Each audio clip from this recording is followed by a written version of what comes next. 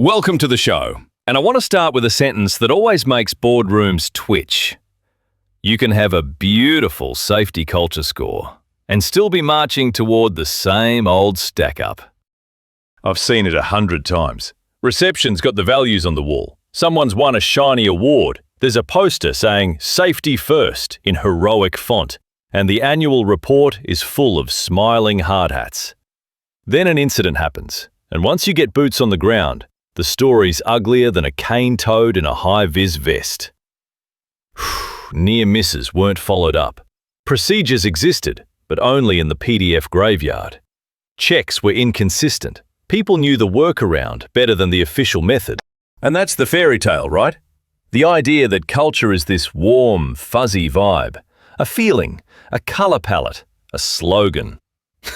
Mate, if culture lived in posters, we'd have solved this years ago with laminate. SafetyWise bangs on about this for good reason. Investigations are supposed to establish facts, identify contributing factors and latent conditions, review controls, and recommend actions to prevent recurrence. Not write poetry about values. The Pocket Investigation Guide is pretty blunt. The purpose is not to apportion blame or liability. It's to understand what happened and why. And when you actually investigate properly, using PIPO, timelines, ICAM, 5 whys where appropriate, the gap between branding and reality shows up fast. Take the old line. People just need to be more careful. Beauty. Problem solved. Pack it up, everyone. Except it solves bugger all. Because careful compared to what? If the lighting's poor, if supervision's thin, if the risk assessment never got done, if the equipment was serviceable but the job setup was rubbish, if production pressure's sitting in the room like a bad smell, then be careful is not a control. It's a wish. The training material says it cleanly. Where any human error is identified, the investigator must look beyond the error to find out why. That line matters, because "be careful" is usually what organizations say when they can't be bothered doing that next bit. It's the verbal equivalent of sweeping dirt under the crib hut. And look, I'm not anti-culture as a concept.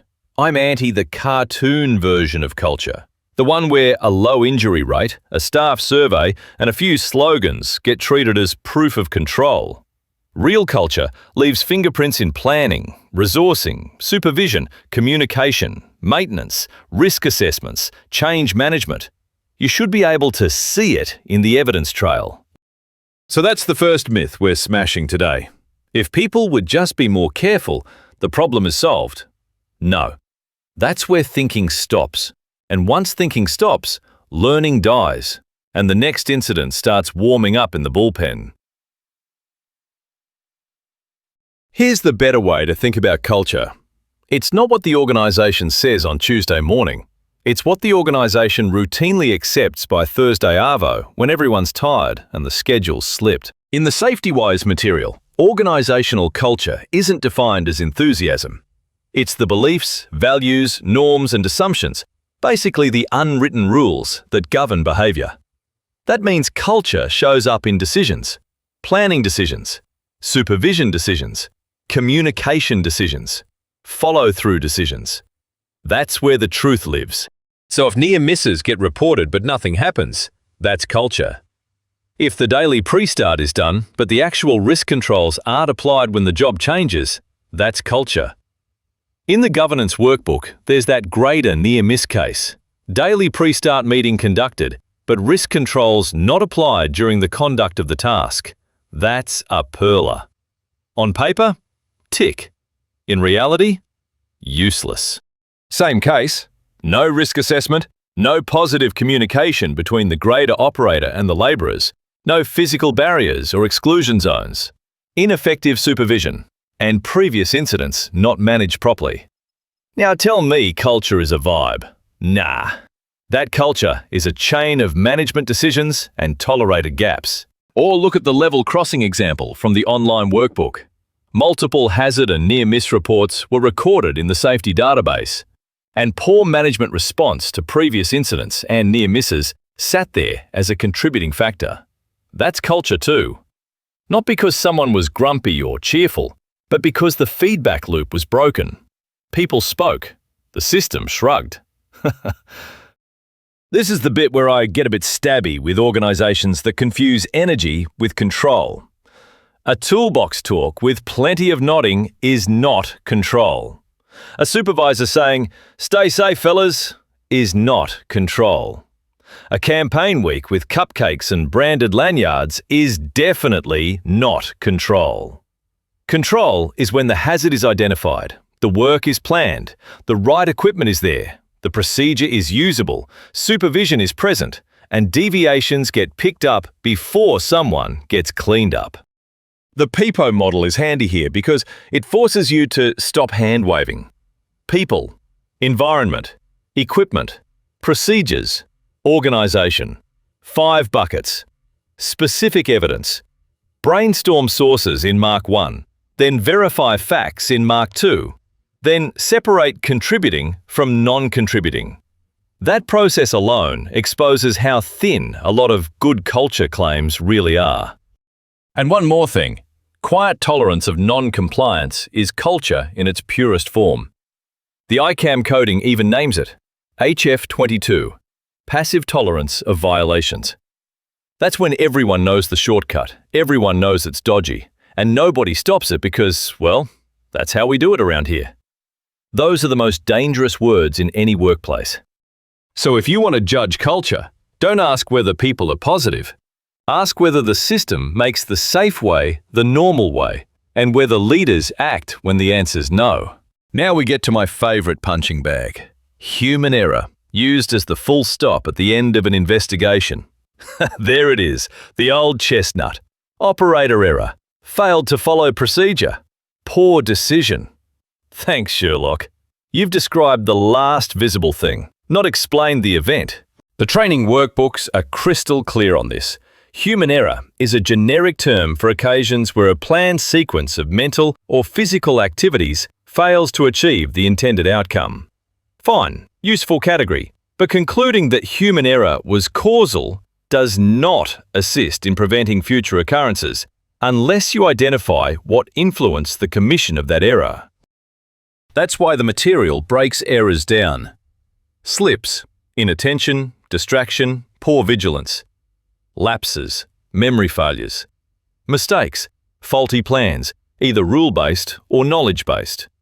Violations, deliberate departures from rules, and even those get broken into routine, situational, personal optimizing, organizational optimizing, exceptional, and reckless. That detail matters because different error types need different remedies. If someone made a knowledge-based mistake because they'd never encountered the situation before, the answer isn't be better.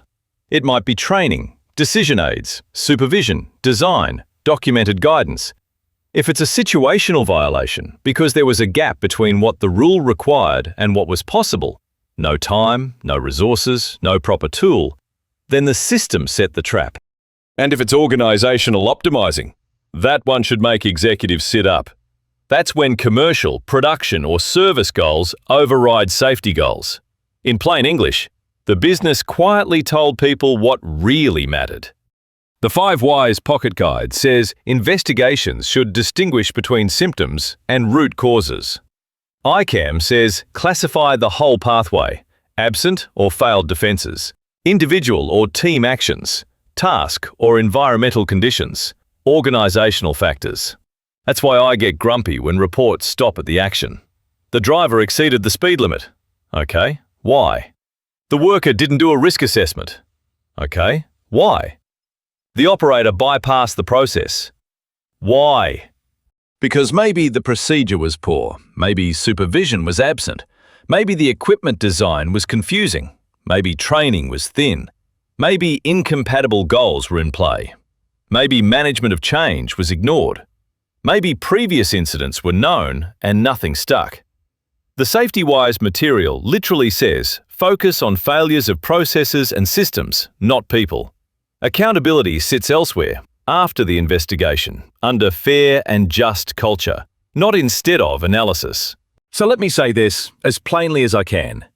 Human error is a start point, not an end point. It's a flag on the map saying, dig here, When investigators use it as the conclusion, they're usually tired, scared, underskilled, or being politically convenient. Sometimes all four. If your report can replace a person's name with someone else, and the same conditions would still have produced trouble, then you're not looking at a bad apple.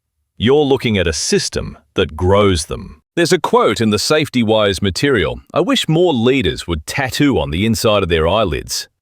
An organization with a good safety record is not necessarily a safe organization. That is the whole game, right there. Low incident rates can mean lots of things. Maybe the place is genuinely well controlled. Great. Or maybe reporting is weak. Maybe near misses are ignored. Maybe unsafe conditions are normalized. Maybe people only report what won't get them into strife. Maybe you've just been lucky for a while, and luck has been getting mistaken for leadership. The Pocket Investigation Guide warns against complacency developing after long periods without an accident or serious incident. Flight Safety Digest nailed it years ago, and it's still true. Long gaps without harm can make everyone feel clever, while hazards quietly stack up in the background. I've worked with sites that proudly told me, "We haven't had a recordable in ages." Then you dig into the detail and find there's no proper follow-up of hazards, no robust trend analysis, corrective actions floating around half-closed, and the same exposures cropping up in different clothes. That's not strong culture, that's a drought before the storm. The online lead workbook makes this point nicely through frequency and consequence. At the bottom of the pyramid, you've got unsafe practices, unsafe conditions, near misses, tens of thousands potentially, rarely investigated in some businesses. Then everyone acts surprised when the one at the top turns nasty. Well, no mystery there. You ignored the rehearsal and then panicked at opening night. Personal confession time. The most dangerous workplaces I've seen were not always the obviously chaotic ones. Sometimes the worst were the polished operations that thought they'd sorted it. Good stats, good presentation, good confidence, but underneath, passive tolerance of shortcuts, weak verification, over-reliance on experienced people, and leaders who'd started believing the brochure. One site, I won't name them and don't bother trying to guess, had cracking lag indicators, but if you raised a near miss, it vanished into the system like a sock in a dryer. No visible action, no feedback, no learning shared. So people stopped bothering. That place was flying blind while congratulating itself on performance. That's the trap. A proper record isn't just how many people got hurt. It's whether the organization has processes to receive and respond promptly to information regarding incidents, hazards, and risks. That's straight out of the governance material. Officers are meant to ensure those processes exist and are used, not admired from afar. So when someone says, "We have a good safety record," the only sensible response is, compared to what? Measured how? And what are you not seeing? Because a low number can be evidence of control, or evidence of a very tidy blind spot. Let's talk about the myth that culture changes because someone ordered new posters and a leader did a passionate pep talk near the lunchroom urn. Symbolic safety is all the visible stuff that makes people feel like something's happening. Posters, slogans, campaigns, branded hard hat stickers, theme weeks, town hall speeches about values. Some of that is fine. I'm not saying ban the printer, but if it isn't backed by operational levers, it's theatre. Nice lighting, weak script. Operational safety is different. It lives in standards, resources, feedback loops, and accountability. It lives in whether people are trained and assessed properly, whether risk assessments are actually done when work changes, whether management of change is treated seriously or smuggled in through the back door with the phrase, "It's only a small tweak." The Governance Workbook lays out 3 prerequisites for incident prevention: a standardized corporate approach to incident management, professional training for people involved in investigations, and robust systems, forms, templates, databases, action tracking. That's not sexy, doesn't fit on a mug, but that is how learning becomes repeatable. Same with recommendations. The material says they should be smarter, specific, measurable, accountable, reasonable, timely, effective, reviewed. And they should sit on the hierarchy of controls, which means if your corrective action after a serious event is basically retrain, remind, and reissue the procedure, congratulations, you've selected the lowest fruit solution from the soft end of the tree. Sometimes training is part of the answer, sure, but too many organizations use training like deodorant. Spray it over a design problem, a planning problem, a resourcing problem, a supervision problem, and hope nobody notices the stink underneath. Look at the examples through the Safety Wires material. Journey management plans, pre-task risk assessments, verification of competence, document control, daily and weekly coordination meetings, audits of contractor compliance, review of project planning and resources. Those are levers. Those change work as done, not just work as imagined. And learning from previous incidents, that's the big one. If you had a similar event before and the same weaknesses show up again, then the issue isn't awareness, it's organizational learning. OL in the coding. Lessons didn't stick. Corrective actions were weak, incomplete, or never verified for effectiveness. So before you spend money on another values banner, ask a ruder question. Have we made the standards usable, the resources available, the signals clear, and the feedback real? Because workers can smell the difference between symbolic safety and operational safety from a kilometre away, usually before management can. So what does a real safety culture actually look like? Not perfect, not slogan heavy, not obsessed with image. It looks like a place where people can speak up without being iced. Supervisors actually act on what they hear. Leaders respond to ugly information quickly, and lessons survive longer than the incident debrief.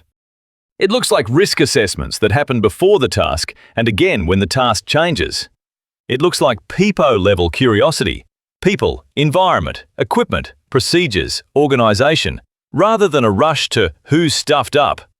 It looks like timelines built on fact, not gossip. Interviews done properly, with open questions and active listening, not loaded nonsense. It looks like recommendations aimed at defenses and organizational factors, not cheap shots at the worker on the sharp end. It also looks disciplined. That's the bit people miss. Culture isn't just aspiration, it's discipline made normal. Maintenance gets done. Change is admitted as change. Near misses are investigated. Unsafe conditions are corrected. Previous actions are closed and checked for effectiveness.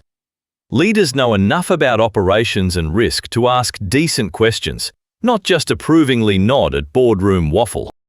And yes, fair and just culture matters too. Honest mistakes aren't treated the same as reckless acts. But fair and just doesn't mean soft. It means accurate. It means you investigate systemically first, then deal with accountability through the proper process if needed, not the other way around. The deepest tension in all of this is convenience. Because culture gets built or broken in moments where the convenient thing and the safe thing are not the same thing. When the schedule's hot, when the supervisor's stretched, when the workaround is known, when everyone's tempted to let it slide just once. That's where the real scorecard lives. A mature organization works bloody hard to make the convenient thing also the safe thing. Better design, better planning, better staffing, better feedback, better controls. Fewer heroics required. Less reliance on memory, luck, and good people being careful. So I'll leave you with this. When your organization talks about culture, is it changing behavior in the field or just changing the branding on the wall? There's your audit question. Anyway, that's Cam's Corner. Stay curious and don't let human error nick the last word.